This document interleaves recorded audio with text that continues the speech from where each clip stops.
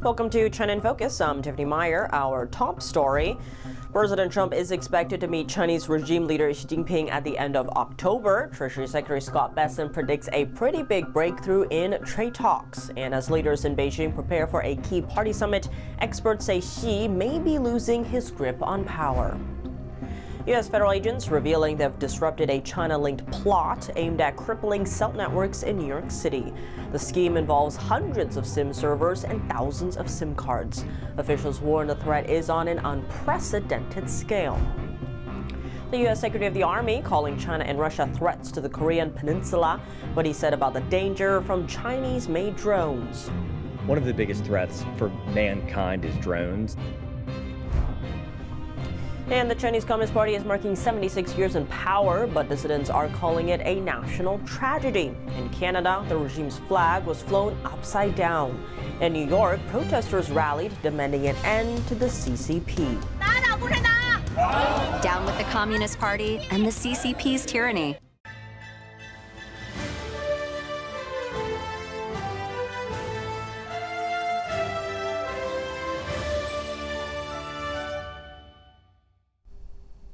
Before we dive into today's news, don't forget to subscribe to our newsletter using the link down below. In tomorrow's newsletter, we take a closer look at China's K-Visa program and what it means for the global race for innovation and jobs. It drops Friday morning straight to your inbox. Don't miss it.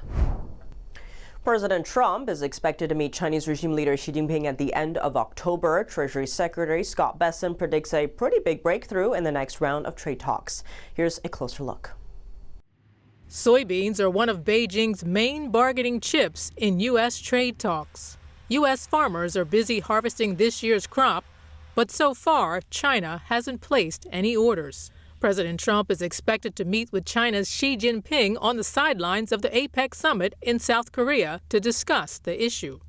What gives us great comfort is the respect that the two leaders have for each other, so it'll be very helpful for them to be able to speak in person and set the framework for trade going forward. So I think with President Trump's leadership and his relationship, the respect that Party Chair Xi has for him, that this round, which would be our fifth round of talks, should show a pretty big breakthrough.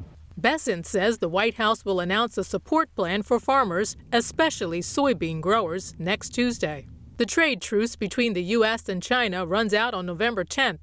On Tuesday, U.S. Trade Representative Jamieson Greer said the tariffs on Chinese imports, around 55%, remain a good status quo. On Wednesday, President Trump posted on Truth Social promising to make China's soybean purchases a major topic when he meets Chinese leader Xi Jinping in 4 weeks. The meeting is expected to take place on the sidelines of the Asia-Pacific Economic Cooperation Summit in South Korea. However, Beijing has not confirmed whether Xi will attend. In his post, Trump also pledged to send bailout aid to U.S. farmers using tariff revenues, saying the farmers are being hurt as China holds back purchases. Since the U.S. harvest began, China hasn't placed a single order for American soybeans, instead buying from South American suppliers. One of the most serious threats ever found on American soil aims straight at the nation's communication systems. The U.S. Secret Service says it has uncovered a China-linked plot in New York City, a coordinated plan to cripple cell towers, jam 911 calls, and throw the city's communications into chaos. The investigation began as world leaders were getting ready to arrive in New York City for the United Nations General Assembly. Federal agents found more than 100,000 SIM cards and over 300 SIM servers at multiple sites across New York, New Jersey, and Connecticut. Together, these devices could send up to 30 million texts in just 1 minute. Investigators later discovered another 200,000 SIM cards at a location in New Jersey. Officials say this massive network of devices was poised to knock out cell service across New York City. U.S. Secret Service Director Sean Curran said in a statement, quote, "The potential for disruption to our country's telecommunications posed by this network of devices cannot be overstated." Officials are now working to track who rented the spaces, the source of the network, and the ultimate goal of the plot. We'll keep you updated as authorities work the case. A new report from the U.S. State Department lists China as one of the world's worst offenders when it comes to forced labor. The report says state-sponsored forced labor is widespread in China, with nearly 4 million people exploited. Officials are estimated to have made over $230 billion from this practice. One group targeted by forced labor are Uyghur Muslim minorities in China's Xinjiang region. Despite reports of officials involved in or benefiting from forced labor and sex trafficking, the Chinese regime has taken no action to investigate or prosecute those responsible. U.S. Secretary of the Army Daniel Driscoll highlighting both China and North Korea as threats to the region. He speaks during a visit to the main base of U.S. forces in South Korea. I think the short answer is that both are facing threats. Driscoll also highlights the threat from the large number of drones being produced by China and Russia. One of the biggest threats for mankind is drones. The amount of drones that are being manufactured right now, I think China manufactured 13 million, the Russians have manufactured 4 million. Just the sheer volume of the threat and what they can do is just kind of a very new thing that humanity has to deal with.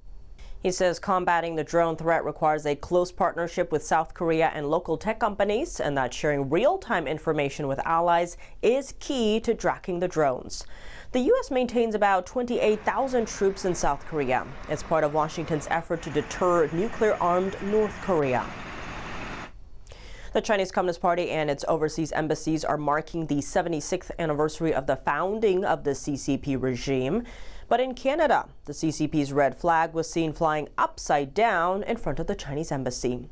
Meanwhile, many Chinese people, both inside China and abroad, say they see this day as one of national suffering. In New York, Chinese dissidents gathered outside the Chinese consulate in Manhattan to protest. We're protesting the 76th anniversary of the Chinese Communist Party's usurpation of power. They call it National Day. We call it a national tragedy. People familiar with Chinese history know that it was Chiang Kai-shek's Kuomintang government that led China to victory over fascism in World War II. Meanwhile, the Chinese Communist Party was building its own strength during that time. After Japan surrendered, the CCP launched a civil war, pushing the exhausted Kuomintang forces to retreat to Taiwan. What was founded in 1949 wasn't a legitimate government chosen by the people. It was the beginning of a brutal dictatorship, a one-party regime that took power without any democratic mandate. For more than 70 years, the Chinese Communist Party has carried out political campaigns targeting people across all social classes and ethnic groups. The most notorious examples are the Cultural Revolution and the persecution of the Falun Gong spiritual group, which began in 1999. Down with the Communist Party and the CCP's tyranny. As the Chinese Communist Party marked its anniversary, the Chinese embassy in Ottawa, Canada, was seen flying the communist flag upside down. The city of Philadelphia raised the flag of Communist China on Tuesday to commemorate the day on which the Chinese Communist Party declared rule in China, October 1st, 1949. The event was co-organized by a group with ties to the Chinese regime, and it drew criticism from lawmakers and human rights activists. To discuss this in detail, NTD's Kevin Hogan was joined by Victoria Coates, a national security and foreign policy expert at the Heritage Foundation. Thank you for contributing today, Victoria. Pennsylvania State Senator Doug Mastriano condemned raising the CCP flag over Philadelphia City Hall.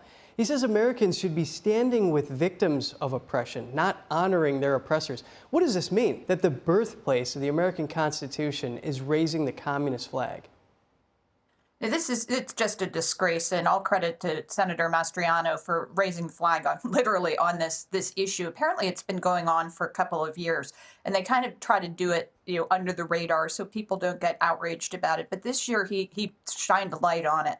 And this has to stop. As you said, this is a network of groups throughout the United States that are trying, under the guise of cultural exchange, to extend the CCP's reach into the United States proper, and to do it here in Philadelphia, my home city, which is, as you say, the birthplace of liberty. The first American flag was stitched less than a mile from where this happened. It's absolutely outrageous. And so we couldn't stop it in Philadelphia this year. But I think we should raise the alarm across the country and just stop these displays of CCP power.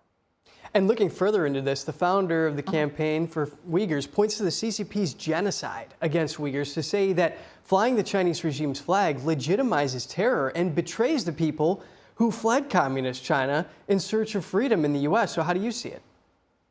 Oh, I agree with that 100%. And the mayor of Philadelphia is trying to excuse this as part of Diversity Day, and that this is a celebration of Philadelphia's vibrant Chinese American community, which is a vital part of our city. But there are so many ways to honor them. We have the Lantern Festival, which is a celebration of traditional Chinese culture. It's so popular, it became an annual event in Philadelphia. That's a great way to honor them. But many of them fled the very persecution represented by that flag. So this is more of an insult to them as well as to the Uyghurs. And it's really beyond the pale to do that in Philadelphia. So, Victoria, just recently we heard China's Xi Jinping and Vladimir Putin publicly discussing immortality through organ transplants. And as we've reported extensively, the CCP has a history of forcibly harvesting the organs of prisoners of conscience, primarily from the persecuted Falun Gong spiritual group, some of whom live in Philadelphia, as you were mentioning. Now, what more needs to happen before city officials or state or federal lawmakers ban such a thing? Now, that hot mic moment for Putin and Xi, I thought was one of the most interesting things that's happened this year. You get insight into what they're actually talking about. And are they talking about doing good things for the Chinese and the Russian people? No, they're talking about harvesting their organs so they can live forever. And everyone who extols Putin as some sort of, conservative Christian leader should listen to that tape and think about what it means for where his head is and where Chairman Xi's head is. So, yeah, I mean, that is, I think, really a very clear indicator of the intents of those two rulers. And so going forward, if we couldn't stop this flag raising this time, but my goal would be to put so much pressure on City Hall in Philadelphia, possibly through Harrisburg. I'm sure Senator Mastriano will be interested. Chairman Molinar of the Select Committee down here in Washington and the Congress wrote a very strong letter about this to get this banned going forward. We've looked at some of the big picture items. Let's get into the specifics. Victoria, you discovered that this event was sponsored by the Pennsylvania United Chinese Coalition. What's their motivation? Is it cultural exchange? I mean, you said it wasn't. Is it to bolster the CCP's reputation? Why? Well, the exchange says, or they say they are to do a cultural exchange. But if you look at their website, and I don't want to claim to read Chinese, but one of my members of my staff does, and they're pretty harsh on Taiwan and anything having to do with that. And clearly what they're trying to do is demonstrate soft power in the United States. And there was a lot of outrage recently over their sort of shadow police stations that they're establishing to persecute Chinese dissidents here in the United States. And so they're trying to create a network that normalizes this kind of action. So it happens every year. It's just a flag. Is it a big deal? Yes, it is a big deal. It is highly symbolic. And, to extend this into a city like Philadelphia, is really, I think, quite telling. They're trying to claim the ground on which our founders had both the Declaration of Independence and the Constitution. And that's why it has to stop. Victoria Coates, thank you for coming on and making sense of this. Well, thank you for covering it. An alleged fraud case is unfolding. The Department of Justice says a Colorado-based forklift importer is accused of selling forklifts made in China, claiming they were made in America. Here's Assistant U.S. Attorney General Abigail Slater. According to our indictment, defendants ripped off taxpayers by selling China-manufactured forklifts, and to add insult to injury, they ripped off taxpayers even more by avoiding lawful tariff payments. The defendant's conduct means you were forced to pay more money through your taxes for forklifts that were made in China. It means something to be made in America. It means American innovation and ingenuity. It also means American jobs. This DOJ will not tolerate criminals who undermine Buy American and our tariffs.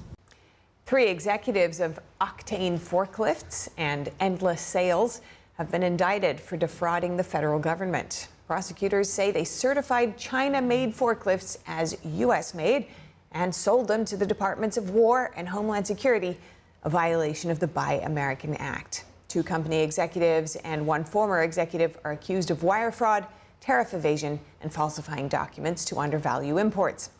Officials say the scheme cost the U.S. more than $1 million in unpaid tariffs. Attorney General Pam Bondi said defrauding the United States with goods from adversarial nations like China undermines economic and national security. Coming up, Chinese fast fashion giant Shein set to open its first store in France. But the decision is sparking backlash from local retailers worried about its impact on local competition. China positioning 2 aircraft carriers near the South China Sea, including its newest and most advanced ship. A look at what this means for security in the Taiwan Strait. And the U.S. planning to return humans to the moon in 2 years. But where does America stand in the race with China? More on that after the break here on China in Focus. Welcome back to China in Focus. I'm Tiffany Meyer. Chinese fast fashion giant Shein plans to open its first store in France this November, but French retailers are pushing back strongly. They say Shein's super cheap clothes, made in China and shipped directly to customers, are hurting local businesses and flooding the market with disposable fashion. Even Galeries Lafayette, whose franchise partner is hosting the Shein store, says it opposes the plan and wants to stop it. Shein keeps prices low by shipping small packages from China that don't have to pay customs fees, a tax break the European Union plans to end soon. The current European Union rule exempts shipments under $176 from duties. French lawmakers are also working on new rules that could stop Shein from advertising in France. Critics worry that once Shein's store opens, local shops will have an even harder time competing. New satellite photos reveal Beijing's newest aircraft carrier, Fujian, docked side by side with its second carrier, Shandong, near the South China Sea. The new carrier is named after Fujian province in southern China, located just across the Taiwan Strait. It's China's most advanced carrier, the first built entirely by Chinese shipyards. The carrier Fujian is set to be commissioned later this year. That move raises uncertainty about peace in the Taiwan Strait. The Pentagon has previously said Chinese leader Xi Jinping has ordered troops to be ready for a possible invasion of Taiwan by 2027. That's less than 2 years away. Meanwhile, the U.S. holds the world's largest aircraft carrier fleet with a total of 11 vessels. NASA plans to send humans back to the moon by 2027. Key figures involved in the mission explain how it will happen and what the future on the moon might look like. And once again, this race is mainly between the United States and China. Here's more. Igniters initiate. NASA will send 4 astronauts on a 10-day voyage around the moon in 2026, the latest step in a mission to land humans on the lunar surface for the first time in more than 5 decades. We rise together, back to the moon and beyond. But the current Artemis program has different goals and methods to the Apollo landings of the 60s and 70s, involving moon bases and missions to Mars. Tranquility Base here. The Eagle has landed. Artemis, named after the twin sister to Apollo, was spawned by US President Donald Trump's first presidency. There are also other plans to land humans on the moon. Most notably, China, which has in recent years invested heavily in its space program, wants to achieve the feat by 2030. But at present, Artemis is likely to be first. It's a series of missions including Artemis 3, which currently expects to return humans to the moon in 2027, though space analysts expect that date to slip. In addition to scientific discovery and exploration, that longer-term presence is part of another goal, as humans take further steps into our solar system. And that's going to prepare us to send astronauts to Mars. One of the companies working with NASA on Artemis is Firefly Aerospace. In February, it became the second US company to land on the moon, using its Blue Ghost lander propelled by a SpaceX rocket. Firefly CEO Jason Kim. The gravity on the moon is much lighter than on Earth, and because of that, taking things and taking off of the moon's surface and taking resources to Mars is actually more straightforward than doing it from Earth. The involvement of commercial partners such as Firefly is one way, Glaze said, in which Artemis differs from Apollo. But she also sees a commercial future for the moon's surface through what she described as a lunar economy. So we very well could see commercial activities going on at the moon with other companies visiting on a routine basis. The Interloon harvesting system involves... One business hoping to profit is Interloon. It wants to extract helium-3 from the lunar regolith, the loose layer of rocks and debris on the moon's surface. Helium-3 has a variety of uses on Earth, including in national security, healthcare and quantum computing. It's rare on Earth, but abundant on the moon, says co-founder and CEO Rob Meyerson. Helium-3 sells for $20 million a kilogram. So it is the only resource in the universe that is priced high enough to warrant going to space and bringing it back to Earth today. Meyerson said Interlune's method is mindful of protecting the lunar surface, and that the regolith is replaced so that what is left looks like a tilled field. Asked about a private company profiting from what is seen as a global asset, he said Interlune would never claim any part of the moon as its own, and that it was serving customers in important areas. According to a report from the NASA Office of Inspector General, the Artemis program was expected to cost $93 billion from 2012 through to 2025. However, cuts proposed to the NASA budget by the Trump administration would axe key parts of the program. Glaze said NASA has suppliers across the US and that the funding for the Artemis program is invested in every state. So we are generating jobs, and for every dollar that we spend on this hardware, $3 comes back into the US Treasury. Glaze says the moon could look like a very different place in the next 50 to 100 years, citing the commercial activities there and the sustained NASA presence. Meyerson said the reusability of rockets, such as SpaceX's Falcon 9, has been a key step in lowering the cost of access to space. What's next, he predicts, is building things in space using resources sourced in space, removing the need to launch materials from Earth. Then you can start to think about really long-term practical things, building out giant space stations where people live that have, that rotate to simulate gravity. Building, once you have fusion reactors on Earth, you can start to think about building direct fusion drive propulsion that gets us between the Earth and Mars in, 30 days instead of 30 to 60 days instead of 6 to 7 months. However, such plans raise ethical questions, says Dr. David Jeevan-Drampillai, a lecturer in social anthropology at the University of Manchester who specialises in outer space. So if you're building infrastructure on the moon, if you're taking the moon's resources, is that enabling a transition of resources to the wealthy? Is it enabling a transition of moon territory and sovereignty and the moon as a cultural object to the few?